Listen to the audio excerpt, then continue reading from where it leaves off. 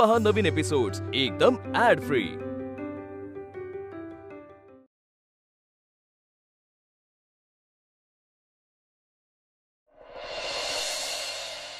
नाही नाही, मी हे नातं मान्य नाही करू शकत। हे नाही होऊ शकत।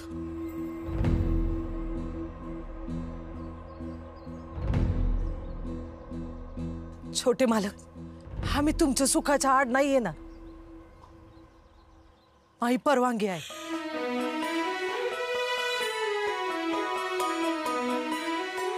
तुम्ही मुक्ताला तुमच्या सोबत घेऊन जा। पुढं तुम्ही आणि तुमचं नशीब।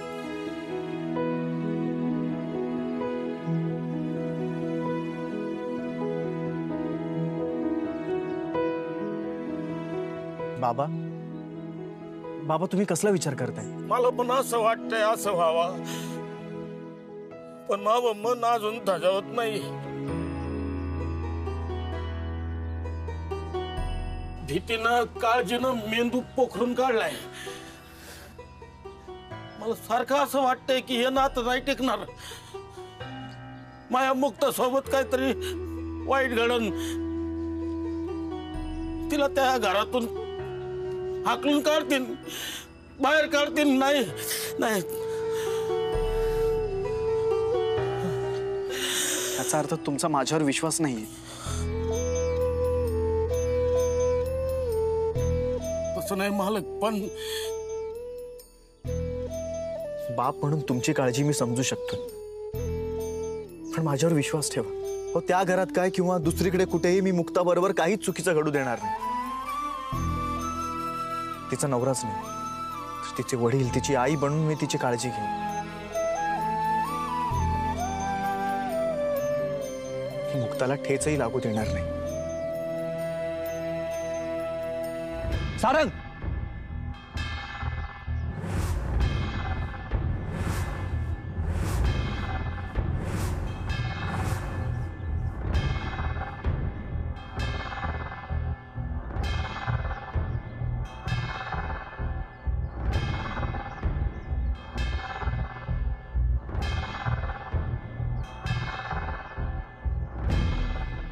भाऊ मालक, युवराज शेठ या ना, बसा ना। नाही राहू दे, ठीक आहे, आम्ही इकडे बसायला नाही आलो। मालक मला माफ करा, तुम्हाला एवढ्या लांब यायला लागलं। आत्माराम, अरे घाबरू नकोस, आणि ते हे गडबडून तर अजिबात जाऊ नकोस। सगळं ठीक आहे, फक्त एवढंच आहे की आम्हाला इथं बसायला वेळ नाही, थांबायला वेळ नाही। आम्ही सारंगला घेणार आणि लगेच निघणार। काका, मला पण घरी यायचं, पण फक्त एकदा मुक्ता तयार झाली ना की आम्ही दोघे एकत्र येऊ। अरे सारंग, तुला तर मी ना आता शांत उभा राहा, शांत। सारंग, अरे तुझ्या पश्चात घरात काय घडतंय काय नाही तुला काहीच माहिती नाहीये। खरं तर मलाही इकडं हे येणं, असं तुला तयार करणं आवडत नाही। कसं तरी मोठ्या मुश्किलीनं मी सगळ्या गोष्टी हाताळतोय। अरे हे सगळंच माझ्या त्या ह्याच्या विरुद्ध आहे, स्वभावाच्या। पण घरात अजून तमाशे नकोत सारंग। अरे आपल्या एखाद्या इच्छेसाठी आपण आपल्या घरातल्या मोठ्या माणसांच्या विरोधात एवढं टोकाला जाणं योग्य नाहीये रे। अशानं कोणीच सुखी राहणार नाही। काका, मला हे सगळं समजत नाही असं वाटतंय का तुम्हाला? काका, मला तुमचं सगळं म्हणणं पटतं, पण एकदा तुम्ही पण माझ्या प्रेमाचा विचार करून बघा ना। मी माझ्या वडिलांच्या घरादाराच्या विरोधात जातोय, एवढा त्रास सहन करतो, अहो कारण माझं मुक्तावर खरंच खूप प्रेम आहे काका। काका, गोष्ट एकदम सोपी आहे, तुमचं माझ्यावर प्रेम आहे, हो म्हणून तर तुम्ही इथे आलात ना। तसंच माझं पण मुक्तावर प्रेम आहे आणि म्हणून मी इथे आलोय। त्यामुळे मी मुक्ताशिवाय घरी परत येऊ शकत नाही। अरे अरे बिंडोक माणसा, अरे निदान दादांचा तरी विचार कर, घरातल्या माणसांचा तरी विचार कर। ही पोरगी घरात आली ना तर दादा कुठल्या थराला जातील कळतंय का सारंग? परिणामाचा जरा तरी विचार कर. तुझ्या डोक्यात पाणी झालंय का? मूर्ख माणसा. अरे सारंग तू तरी युवराज नीट बोल. मोठा भाऊ आहे तो तुझा. आपण इथं भांडण करायला आलोत का? आणि मी बोलतोय ना. बोला. बोलतोय.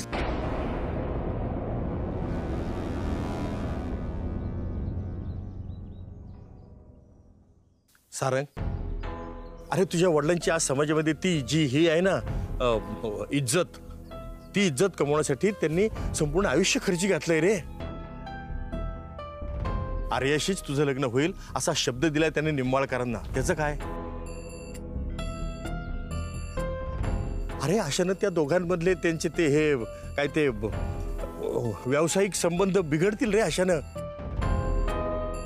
आणि याचा बदला म्हणून ते निंबाळकर दादाची इज्जत चव्हाट्यावर आणतील. काका, मी निंबाळकरांचे पाय धरे, हवं तर मी माझं नाक रगडतो. अरे पण ह्यामुळे गोष्टी बदलतील असं वाटतंय का तुला? ते निंबाळकर आयुष्यभरासाठी आपल्या घराण्याशी हे धरतील खुन्नस. आत्मारामच्या कुटुंबाचा तरी विचार कर जरा. त्यांचं संपूर्ण आयुष्य धोक्यात आलंय. दिसत नाहीये का तुला? तू चल घरी चल. घरी गेल्यानंतर सगळेजण तुझ्या चुका माफ करतील आणि आनंदानं तुझं ते हे करतील स्वागत. चल, मी काहीच चूक केलेली नाहीये. आणि काका, मला घरातून कायमचं काढून टाकलं ना तरी चालेल, पण मी माझ्या इच्छेविरुद्ध लग्न करून स्वतःवर आता अन्याय करू शकत नाही.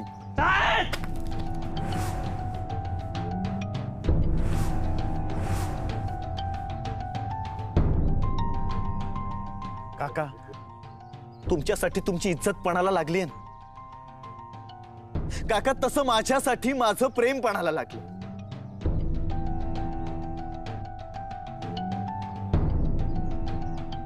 तुमच्यासाठी दादांची इच्छा महत्वाची आहे ना, तशीच माझ्यासाठी माझी इच्छा महत्वाची आहे.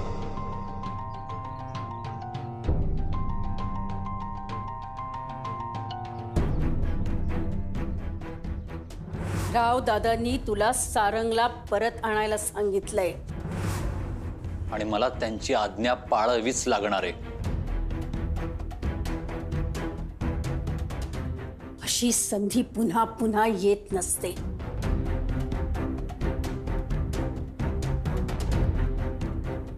या संधीचा जर का तू फायदा घेतला नाहीस तर तुझ्यासारखा मूर्ख कोणी नसेल.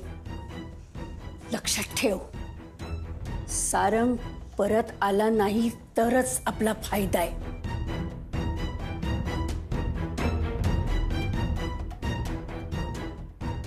आणि आला तरी जिवंत परत येणार नाही.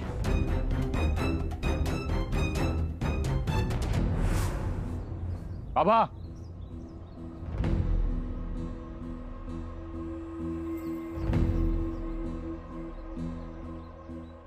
मला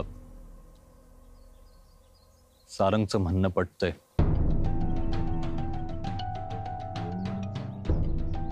खरं तर मी इथं न बोलता सगळ्यांसमोर बोलायला हवं,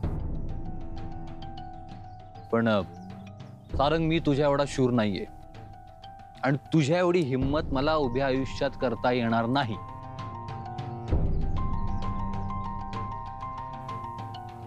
दादांचा मी मान राखतो, त्यांचा मला प्रचंड आदर आहे. त्यांनी माझा मान राखलाय. मला लहानपणापासून मुलापेक्षा जास्त जपले. आता मला विचारशील तर भाऊ म्हणून मला असं वाटतंय की तू मुक्ताशी लग्न करावं.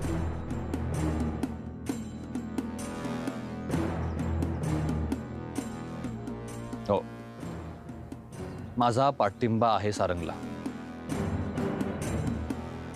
आणि सारंग, जोपर्यंत मुक्ता तुझ्यासोबत येत नाही तोपर्यंत तू इथंच राहिलास तरी मला काहीच हरकत नाही.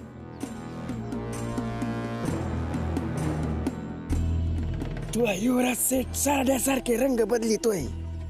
अहो, सरड्यासारखं नाही, सरड्याला लाज वाटल एवढं रंग बदलतोय. याला काल काय झालं ते आठवणा. निमेरी गेली का याची? अरे तू काय बोलतोयस? तुझे तुला तरी कळतंय का? आग विझवायची सोडून आगीत तेल ओततोयस आणखी. इथं तू सारंगला साथ देतोयस हे जर दादाला कळलं तर काय होईल विचार कर जरा. त्यांना सगळं सांगण्याची आवश्यकताच नाही. दादांना फक्त एवढंच सांगा की सारंगने तिथे राहण्याचा निर्णय घेतलाय आणि आता काही झालं तरी. नक्की सांगू. ठीक आहे. पण मग दादांनी मला जे काम करायला सांगितलंय ते मात्र मला पूर्ण करावं लागणार आहे. काय दादांचा शब्द मात्र मला पाळावाच लागणार. कोणता शब्द? दादांनी हे घर मला जाळायला सांगितले.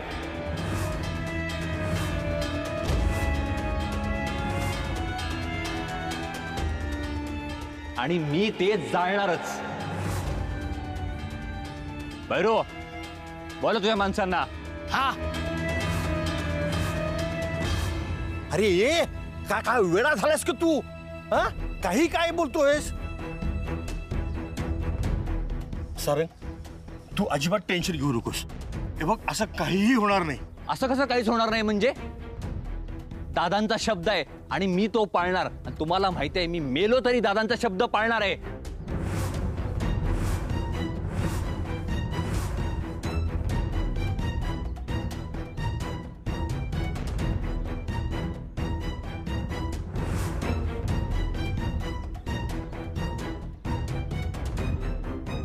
युवराज, अरे आत्ताच तू सारंगला माझा पाठिंबा आहे म्हणालास ना. तो पुढे तसाच असणार आहे. भाऊ म्हणून मला वाटतं की याचं लग्न मुक्ताशीच व्हावं.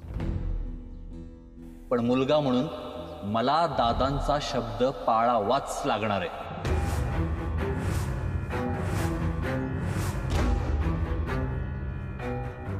दादांचा शब्द पाळ.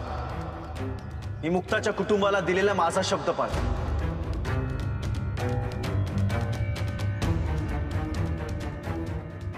आणि मग त्यासाठी मला कुठल्याही थराला जावं लागलं तरी चालेल. म्हणजे तो आता माझ्यावर हात टाकणार? सारंग, तू मला नाही, तुझ्या वडिलांना धमकी देतोय, कळतंय तुला? हा, तुझी एवढी हिंमत झाली? युवराज, अरे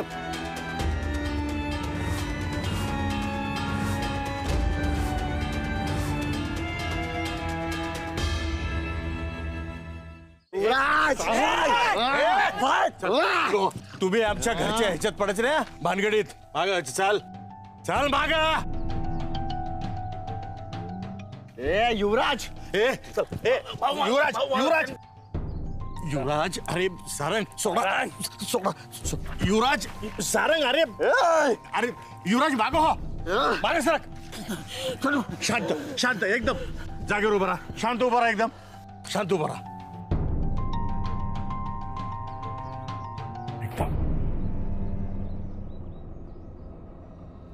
अरे युवराज, काय वेळ लागला का तुला? हे बघ, तुला दादांनी काय सांगितलंय काय नाही मला काही माहित नाही. पण मी इथं असेपर्यंत इथं काहीही चुकीचं घडू देणार नाही, एवढं लक्षात ठेव. काय रे, तुम्ही भाऊ भाऊ असूनही एकमेकांच्या जीवावर उठलात. आत्माराम, बघितलंच ना, अरे कुठं चाललंय हे सगळं प्रकरण? ओ काका, तुम्ही त्यांना का बोलताय? मग कोणाला बोलणार? अरे काय बघतोय मी? जो लाजू लाजू झाला तो खाजू खाजूच मेला. मस्त सांगते. अरे एवढ्या मोठ्या जमीनदार कुटुंबातली पोरं तुम्ही, आणि कुशल पोरीसाठी भांडताय? नाही का रे, नाही का? भांडू नका. नाही काय, युवराज शेठ, सारंग शेठच्या अंगात जमीनदाराचं रक्त आहे ना. आता त्यांना वाटत असेल मुक्त्या आपल्या सोबत राहावी, तर राहू द्या थोडे दिवस.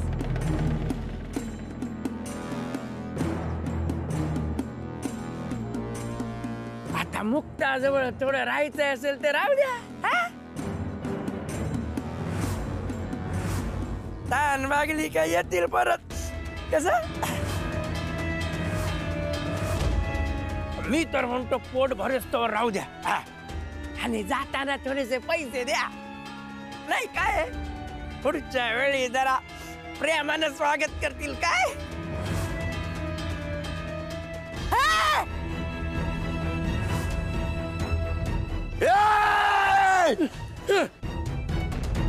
कांता गरीबाच्या इज्जतीचा सौदा करायला कांता शेठच्या नालायक खानदानातील औलाद नाहीये. पुन्हा जर नगरकरांच्या सुनेविरुद्ध चुकीचा शब्द काढलास ना इथेच संपवी ना तुला.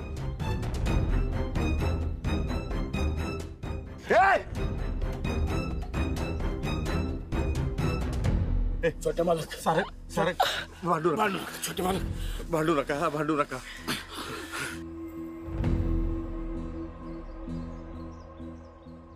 आणि तू घाणेरड्या माणसा, अरे जमीनदार म्हणजे काय तुला हे वाटले का? असे तसे वाटले का? आता चव आली तुमच्या वागण्याला. भाऊसाहेब, तुझ्या पुतण्याला लगेचच्या लगेच इथून घेऊन जायचं, नाही तर त्याचा मुर्दा पडलाच म्हणून समज. सारंग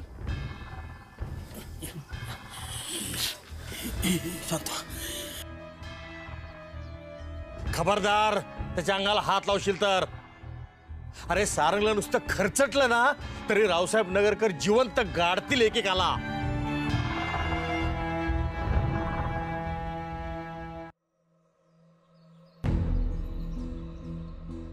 सारंगला नक्की मारायचंय का? नेमकं काय ठरलंय? हाव ना, मला पण बुचकाळ्यात पडल्यासारखं झालंय. हे बघ आता हे असंच चालणार आहे. लोक त्यांची आपली बदनामी करण्याची एकही ती ही सोडणार नाहीत संधी. ए बास, चर्चा बास झाली. आता ऍक्शन. सारंग, गप गुमान आमच्या सोबत चल, नाहीतर तुला हात पाय बांधून न्यावं लागेल. आणि जर नाही आलास ना तर खरोखर या मुक्ताचं घर जाळावंच लागणार आहे.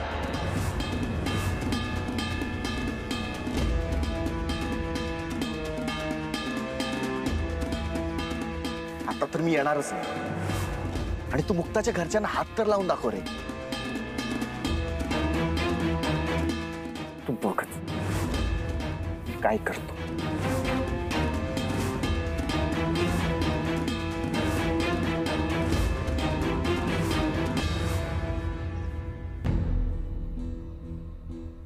मी फक्त माझ्या नवऱ्याच्या आज्ञा पाळते. के झालं समाधान तुझं? पण या घराण्याचा रिवाज काय सांगतोय की मागच्या पिढीच्या सुनेने नवीन येणाऱ्या पिढीच्या सुनेच्या गळ्यात हा हार स्वतः घालायचा असतो.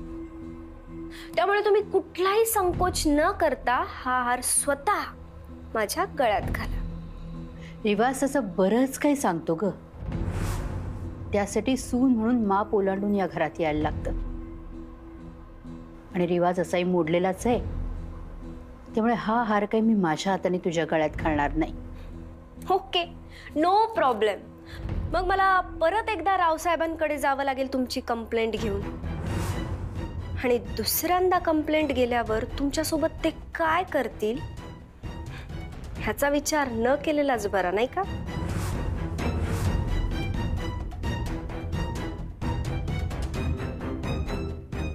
ती सांगते ना, हार घाला गळ्यात तिच्या, घाला ना आणि विषय संपवा.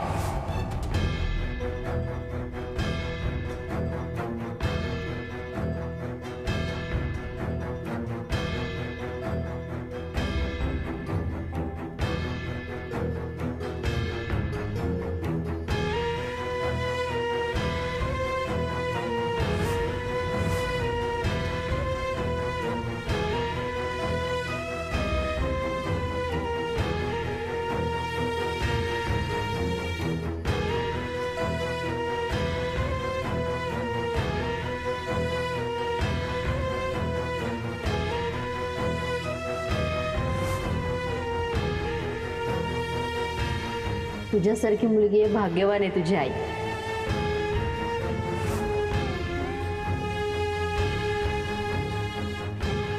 तुम्ही जेव्हा मला असं हक्कानं काम सांगता ना, मला माझी आई सांगते असंच वाटतं. ज्यांच्यासाठी मनापासून करावं वाटतं ना, अशी खूप कमी माणसं या जगात. आणि तुमच्यासाठी मला लय काय करावं वाटतं.